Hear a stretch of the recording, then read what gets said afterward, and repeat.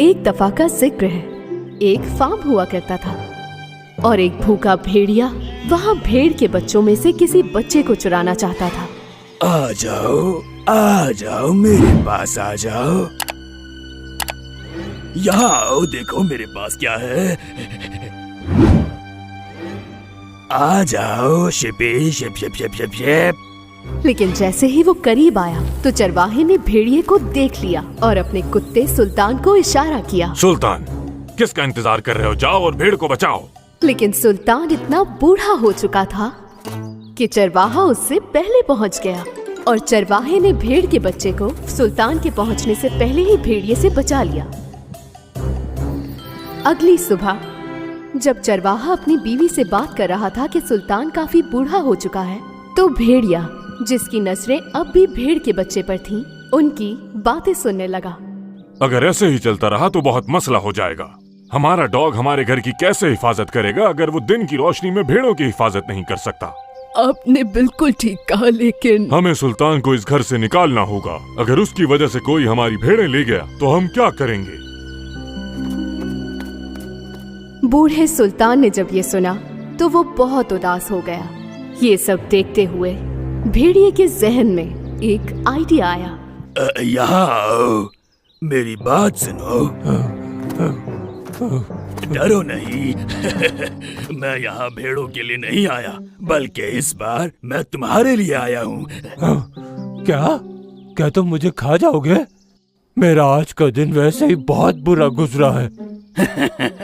नहीं, लेकिन तुम्हारा मालिक तुम्हें जल्द घर से बाहर निकाल देगा। मेरे पास एक ऐसा प्लान है जिससे तुम उनकी नजर में हीरो बन जाओगे। भेड़िए की ऑफर के बारे में सुल्तान को तजस्सुस होने लगा। कल जब तुम भेड़ों को चराने के लिए साथ आओगे तो अचानक तुम उनसे अलग हो जाना। उसके बाद मैं वहाँ आकर एक भेड़ को अगवा कर लूंगा और फिर। क्या? नहीं, हरगिज नहीं। नहीं, पहले मेरी पूरी बात सुनो। मैं सिर्फ दिखावा करूंगा अगवा करने का, और फिर छुप कर उसे तुम्हारे पास ले आऊंगा। फिर तुम उसे अपने मालिक के पास ले जाना तो तुम हीरो बन जाओगे। क्या ख्याल है? लेकिन मैं कैसे तुम पर भरोसा कर सकता हूँ? और बदले में तुम मुझे कुछ मुर्गियाँ ला देना पेट भरने के लिए, तो हिसाब बराबर। सुल्तान ने भेड़िए की ऑफर एक्सेप्ट कर ली। अगली सुबह चरवाहा अपनी भेड़ों को चराने के लिए निकला और कुछ देर बाद सुल्तान उनसे अलग हो गया। क्या तुमने सुल्तान को कहीं देखा? नहीं देखा, वो यहीं कहीं आसपास ही होगा। क्या मुसीबत है? मैं इस बूढ़े सुल्तान से अब तंग आ चुका हूँ। थोड़ी देर बाद बूढ़ा सुल्तान एक भेड़ को सबसे अलग करके कोने में ले गया। भेड़ सबसे अलग होकर परेशान हो गया और खौफ के मारे इधर उधर देखने लगा। और अचानक झाड़ियों के पीछे छुपा हुआ भेड़िया सामने आ गया। यहाँ आओ प्यारे भेड़, यहाँ आओ। तुम अब मेरे हो, मैं तुम्हें खा जाऊंगा। भेड़िया भेड़ की तरफ बढ़ने लगा, लेकिन वो जैसे ही आगे बढ़ा कुछ ऐसा था जो उसने नहीं देखा था और वो अचानक एक गड्ढे में जा गिरा। ये क्या हो रहा है? ये तुम लोगों ने क्या किया मेरे साथ? बाहर निकालो मुझे, बाहर निकालो।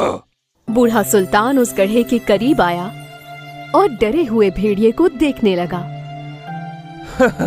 तुम्हें लगा कि मैं बूढ़ा हो चुका हूँ और तुम्हारी बातों में आ जाऊंगा? तुमने कैसे सोच लिया कि मैं एक भेड़िए की बात का यकीन कर लूंगा? मैं हमेशा से अपने मालिक का वफादार रहा हूँ और मैं तुम्हारे हाथ ना कोई भेड़ लगने दूंगा और ना ही कोई मुर्गी।